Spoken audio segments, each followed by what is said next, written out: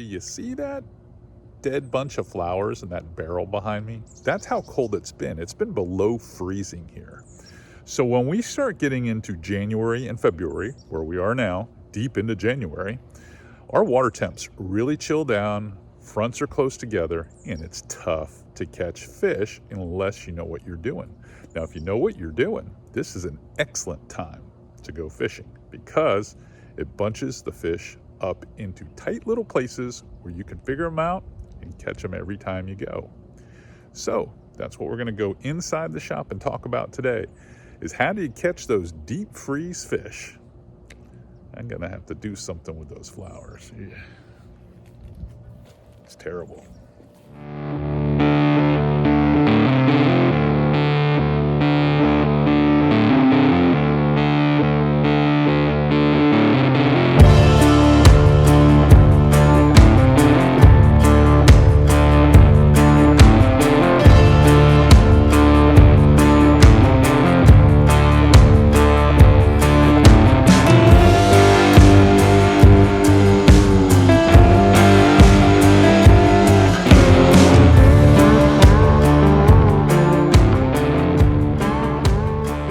This episode of FlatsClass YouTube is brought to you by Aquatraction, your go-to solution for advanced marine flooring. All right, how are we going to beat this deep freeze? How are we going to be better anglers once we get into the January-February window where most people go, you know what? I'm not going to start fishing until spring. You know, I've got the football playoffs and I've got all these things that are eating up my weekends anyway. Why fight it? Well, here's why. This can be the best time of the year to catch fish because they're all bunched up. And I'm going to show you 3 maps here in a few moments and explain these different scenarios where you can consistently catch fish when it's really cold out. And fish like this one with Gene and the redfish. This was caught on a flat in northern Tampa Bay. And it was during a warm-up right after a front, and you had to be real stealthy and pull a lot, but we caught that nice fish. And here's another pick right here of Wally and a big speckled trout. Now, Wally fished with me quite a bit. This is again in Tampa Bay on a different flat on the opposite shoreline, the south shoreline, but again, post-cold front, understanding where the fish are in those little back bays. And then lastly, me in a residential canal fishing dots, catching snook on a day where it was like, I'm going to say high that day in Tampa was probably only about 58, 59 degrees, and the low was probably just above 40.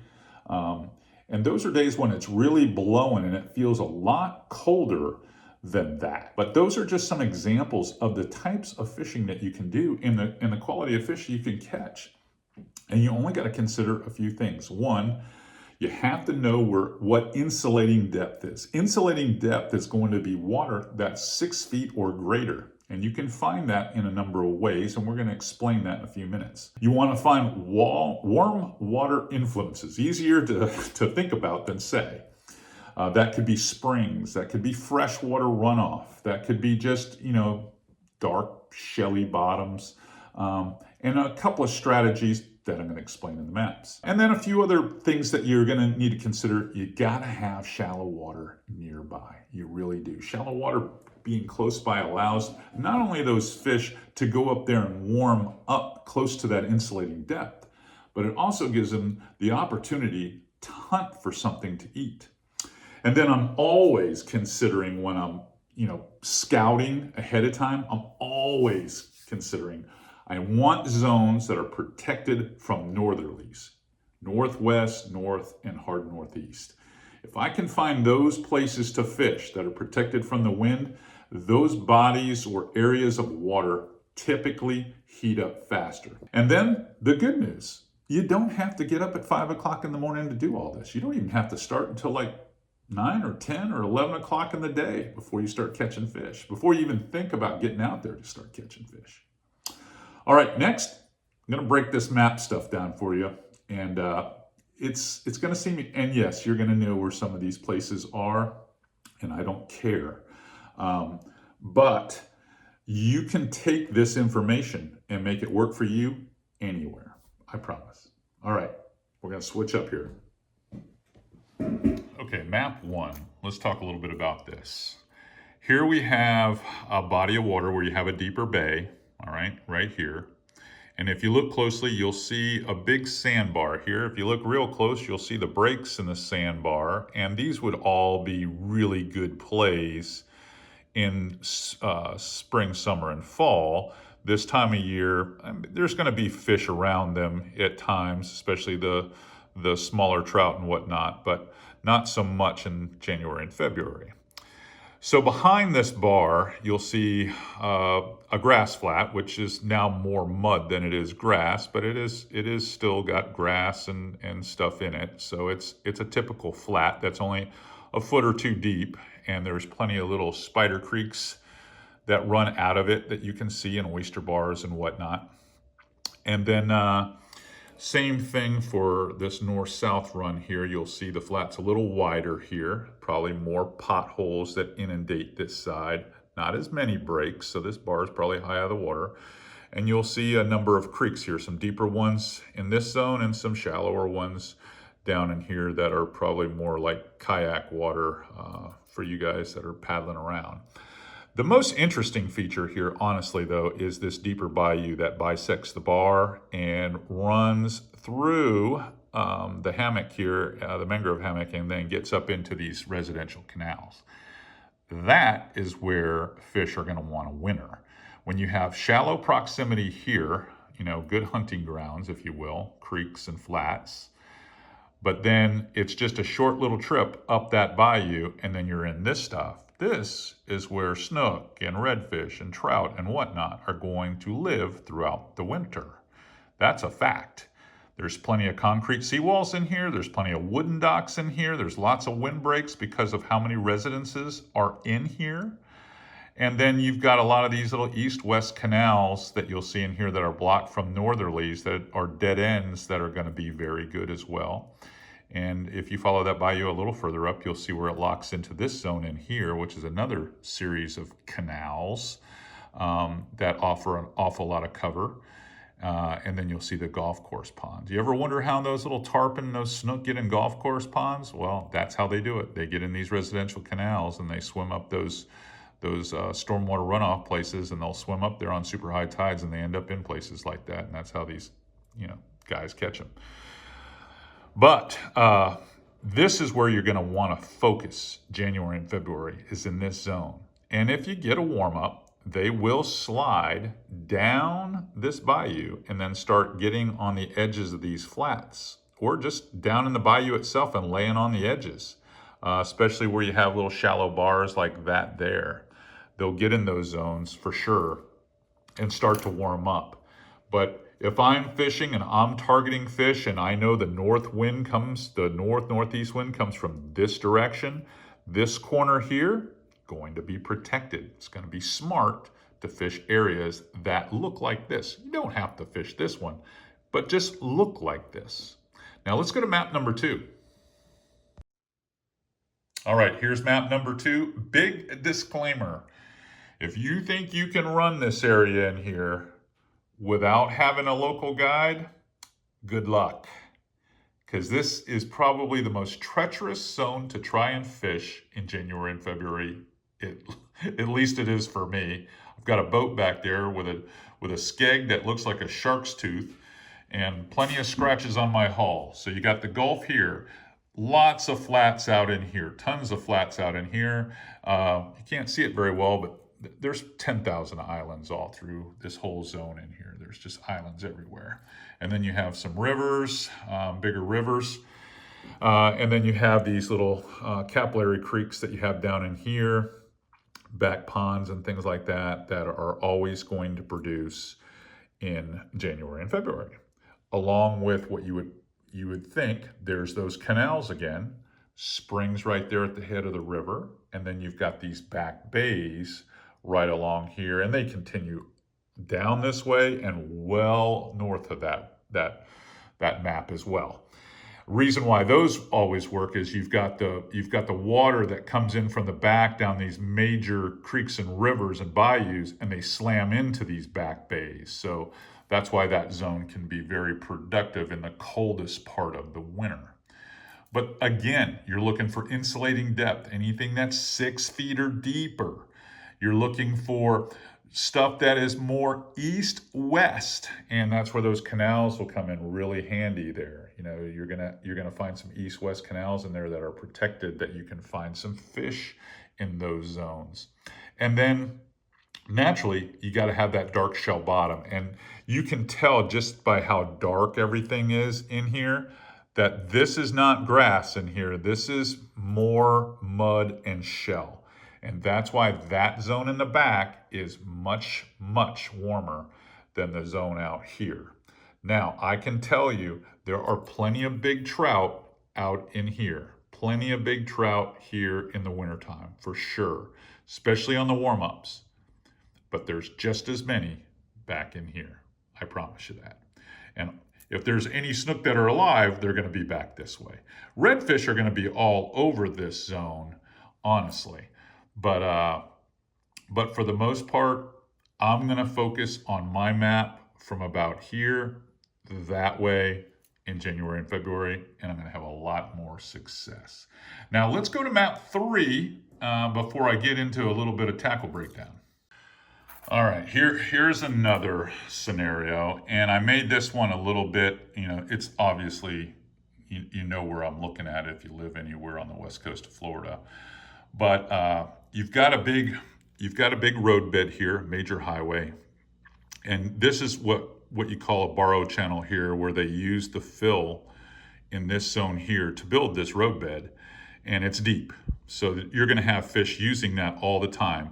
In fact, I even noted that redfish would likely be in here on the lowest of tides along here, and then what they'll do is they'll creep up on these bars and creep up on this flat as the tide comes up and it floods. So you can only imagine on these flats there'd be just hundreds of wading birds on these flats in here, just lots of wading birds. And as the water floods, these redfish will come up on these flats in the wintertime. But those of you that are avid trout and snook guys, where are they going to be? Well, you can see how this has all been, dug out here, completely dredged to make all these, places to build houses, which I'm not a huge fan of, but they've already done it. So these are those big turning basins for bigger boats and things like that. They're deep, they hold fish. If you fish close to the bottom, you're going to find out there are a lot of trout in these spots like this, lots of them. And what happens is when we get warmer temps in the afternoons, these big trout will come up on these edges in here, all along in here, and sun. And that's what I mean by, hey, you've got to understand that the fish metabolism is directly affected by the amount of heat that comes up on that flat. So when you start seeing that sun get really high late in the day, 12, 1, 2, 3 o'clock, these flats are going to be warm. They're probably going to have redfish. They're probably going to have big trout. That's what's going to happen here. Now the snook, more of a tropical type fish, they're not going to edge out here until we have consistent warm weather on that flat. They're going to live, again, back in those residential canals. You've got a way out of here. This is actually a channel that a decent sized boat can get out of, but they're going to work up that little edge there, and they're going to start getting in these east-west canals. See how that forms like an E here? All these east-west canals that are dead ends, because they're going to get on that north edge of those east-west canals. And that's the side, because the sun is down here in the southern exposure most of the time, and it's radiating those shorelines in there the most of the time. So the fish will be in those deeper canals like that, and you will see them at night in the lights where they're feeding on small things after it's been warm all day, or they'll just be laying up against the seawalls in there, and it's an easy find and kind of common knowledge. Lots of times we'll get a hard north wind, and after we've had a few warm days, all these mosquito ditches in here, this water blows out, and you have all this warm water that comes out, and it attracts these fish along these shorelines as it's starting to fall and high outgoing, and you'll see some fish along these shorelines as well. But this is where you're looking to fish, and all this is protected. Like this would be the north right here. So All these zones are protected from north winds. If you use a little common sense, logic, you're going to catch fish in January and February, and they're going to be very concentrated, very concentrated. Now, let's talk a little bit about a couple of techniques that will help you catch the fish in zones like this. Well, hopefully, I don't have heat in this building per se. I've got a little AC unit back there that I can turn on heat when I'm working in here in the wintertime, but it's so damn noisy, I don't think you guys would be able to hear me, so I've had it off, and it's starting to get chilly in here. And I went back in the shop after doing that map stuff for y'all, and I'm going to give you a quick breakdown. The rod and reel setup that you're going to use for this style of fishing is not exactly going to be always the Ned rig. I am a huge proponent of saltwater finesse fishing, and I've got some great videos on this channel for saltwater finesse style fishing. This is kind of finesse, but because I'm going to skew it more toward those residential canals, rivers, deeper hole stuff. I'm talking the depths that are definitely going to be greater than 6 feet, likely to be more like 9 to 12 feet deep. You need something a little bigger, a little heavier. You want to make sure you're making contact with the bottom and fishing close to the bottom. Lots of times when you get a light bait and you're doing a lot of little reeling and hopping, you're probably hopping it too much, and you're probably reeling too much, and you get a little higher in that water column, and you end up catching pesky fish like, well, ladyfish. And I know they're fun, but not what you want to catch. I want you to catch the good fish, the trout that are laying down there in that muddy bottom, the snook that are laid up close to a deeper seawall. And to do that, you've got to have a rod that's a 7-foot medium to medium heavy, probably medium still, something capable of throwing 3/8, maybe up to like 3/4, maybe even 1 ounce. That'll give you an idea how stiff the tip needs to be. Here I've got hula sticks. This is a Z-Man hula sticks. It's probably Drew's crawl because it looks very shrimpy to me. And I like to take about, I'm going to cut off probably about a 1/2 inch or so off and make it, instead of a 4, I like to have it closer to like a 3.5. Now a tickler's is a little smaller than this, but this is perfect. And this is, and I'll show it to you right here, is the Pro Shrooms that you can get from Z-Man. It's a Ned rig, but this is on an HD hook, and it's 1/6 of an ounce. And for those math whizzes out there, that's less than a quarter, but more than 1/8. So it's probably closer to that 3/16, a little better than that probably. But by the time you add this on here, you're over a quarter of an ounce. So this is a great rig, and I'll tell you why I like it. It provides action without me doing anything, which is great because I can throw this down in those deeper zones. And you see those little tentacles on that thing? Pretty cool. Well, in the water, they swim around a lot. And with a mushroom's head, that shroom's flat bottom head there, if you will, you can see it. It will lay at that angle, and I can bounce it and it'll just sit. I can bounce it and it'll just sit there, and it doesn't fall over because remember, Elastec is very stretchy, gooey, and buoyant. So it stands up, it gives it a nice big profile, like a big shrimp on the bottom. So this is probably about my favorite rig to throw in those 6+, up to 12-foot depths and work it real slow along the bottom. You'll catch a lot of flounder around the docks and those canals. You'll catch your share of trout in there, and a number of things. And that hook is just stiff enough on a medium action that you can get some solid connections. Other baits that you might consider would be the Z-Man jerk shrimps. Again, it's got a flat edge on it. You put that on the mushroom head, you can imagine that would stand up and behave a lot like that hula sticks. Makes sense that you would use that one. And then this is one called the Trd Minnows. We used to call it the rain minnow a long time ago at Z-Man. It's kind of a do-nothing bait, but it's another really good bait when they're really tough and you gotta catch a fish. That setup works great. I typically use about a 4 or 5 foot length of 15-pound fluorocarbon. If you peg that or tie that line to line on some Power Pro, some 8 to 10 pound Power Pro, throw that medium action on a 3000 size Shimano rod and reel setup, you're probably going to catch all you want in January and February. Honestly, you're going to catch them all. That's it. That's a simple little formula to put you in those deeper zones, whether you're fishing the bayou, whether you're fishing the residential canal, fishing the river, fishing that deeper back bay that's got a hole in one corner out of the wind, that's got that 6 to 12 foot of depth. That is where you're going to catch them on these really cold days over the next 2 months. All right, we'll be right back to wrap all this up. Well, started to rain again. Guess I'm not going to do anything with those dead flowers right now. I can fix this sign over here though. It says the guide is out. Well, the guide obviously is not out. He's in. Hopefully you guys learned something today. Try to show you something without giving too much away. Making you think. Protection from the northerlies. Fish deep in January and February. Fish slow. Fish stuff like the hula sticks. The hula sticks, good bait for this time of year.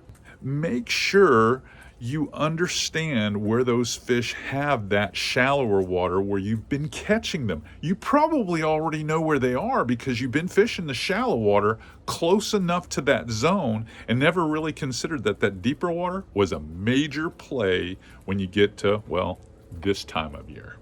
Once you figure that little riddle out, for about 6 or 8 weeks during the coldest part of the deep freeze, you too can catch fish on a regular basis. So if you like what you're learning here on FlatsClass YouTube, I want you to subscribe. I want you to share this with your friends. I'm here to make you guys better anglers. All right. Well, I'm going back in here and start working on another idea and show you a little bit more.